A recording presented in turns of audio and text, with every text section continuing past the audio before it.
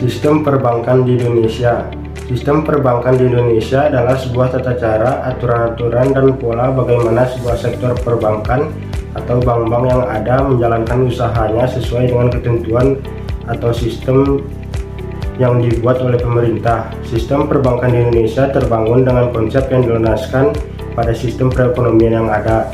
Indonesia menetapkan sistem perekonomiannya sebagai sistem ekonomi yang demokrasi sesuai dengan landasan negara, yaitu Pancasila.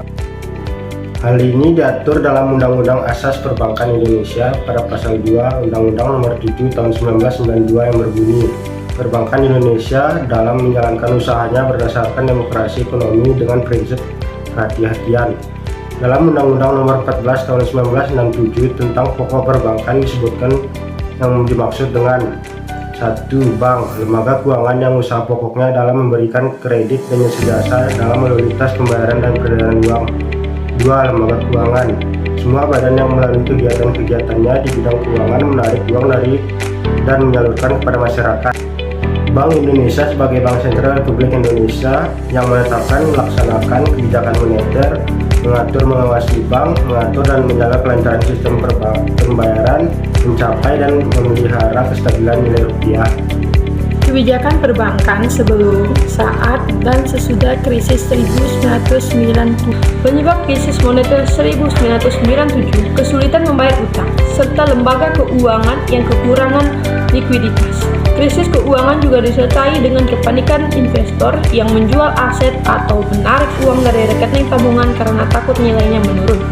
Di samping itu, krisis moneter turut dipengaruhi oleh runtuhnya gelembung keuangan spekulatif, jatuhnya pasar saham, gagal bayar pemerintah, dan krisis mata uang. Kronologis krisis moneter di Indonesia diawali dengan lumpuhnya perekonomian negara yang terjadi sejak awal Juli 1997. Selain itu, ada berbagai permasalahan yang dialami Indonesia pada saat itu, seperti krisis valuta asing, musim kering berkepanjangan, hama, kebakaran hutan besar-besaran, dan lain sebagainya. Pada saat yang bersamaan, kurangnya transaksi dan data menyebabkan masuknya dana luar negeri secara besar-besaran. Sektor swasta banyak meminjam dana dari luar negeri yang sebagian besar merupakan kredit dengan jatuh tempo jangka pendek.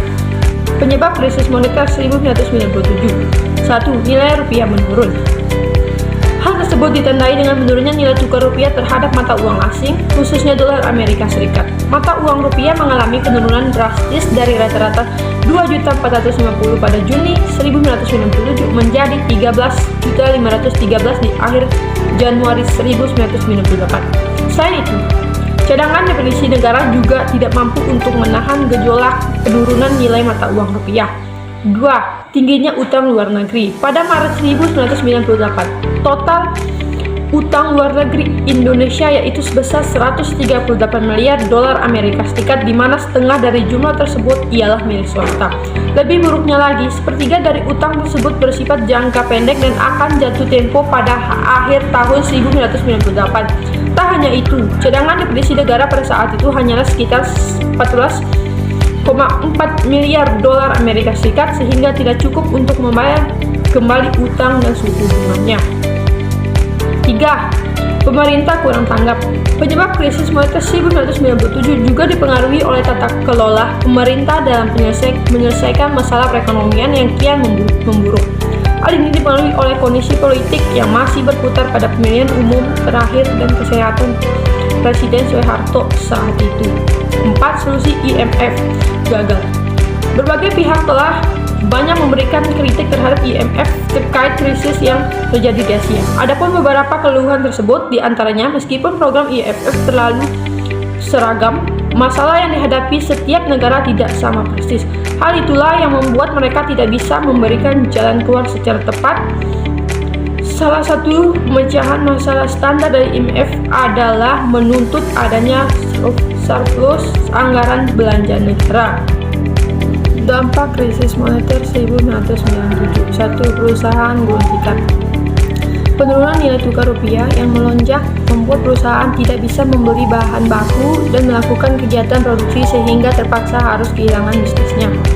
2. 2. Perbankan mengalami kredit macet. Penyebab krisis moneter 1997 yang mengakibatkan nilai tukar rupiah menurun akhirnya membuat seluruh bank menghadapi situasi kredit gagal bayar.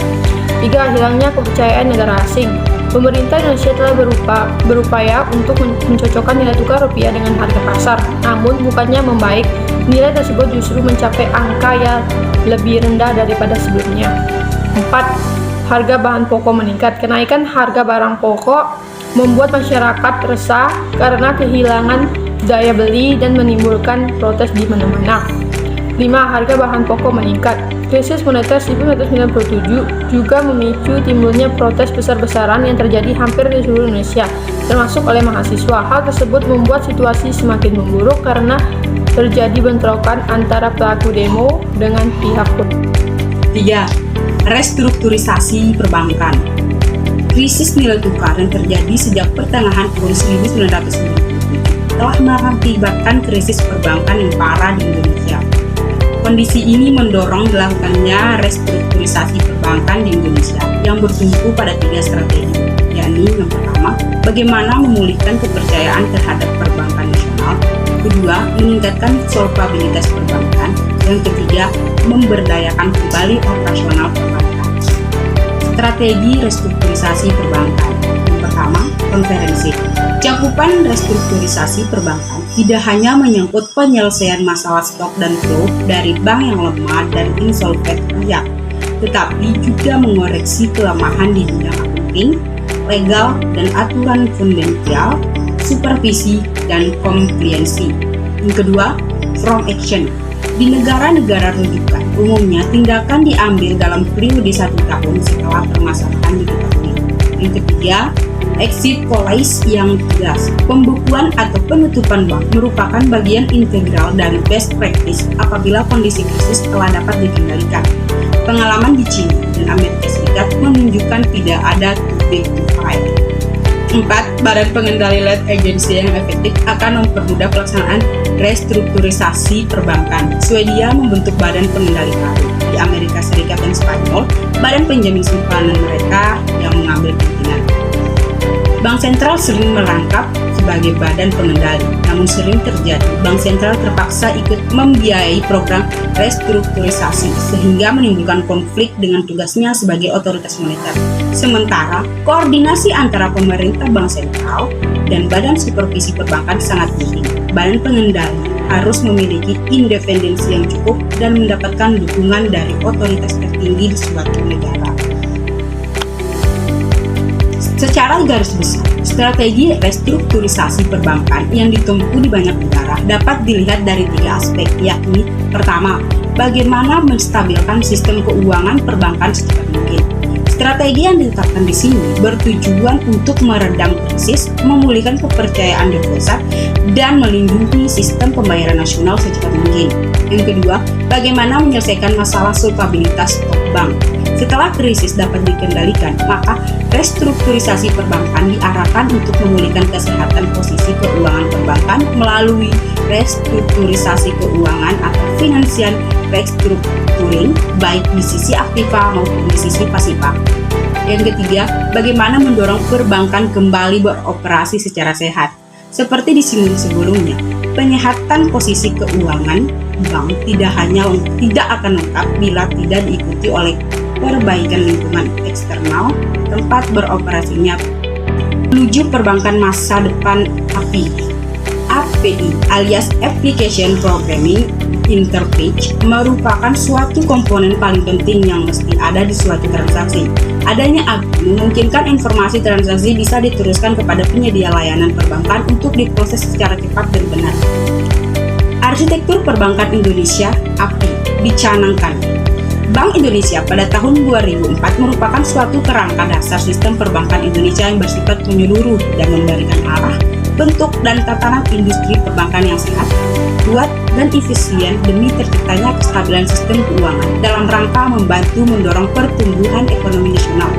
Program direncanakan dapat diimplementasikan dalam rentang waktu 5-10 tahun sejak dicanangkannya. Program API meliputi 6 pilar bertujuan untuk mewujudkan struktur perbankan yang sehat, sistem pengaturan yang efektif, sistem pengawasan yang independen dan efektif, industri perbankan yang kuat, infrastruktur pendukung yang mencukupi, dan perlindungan konsumen.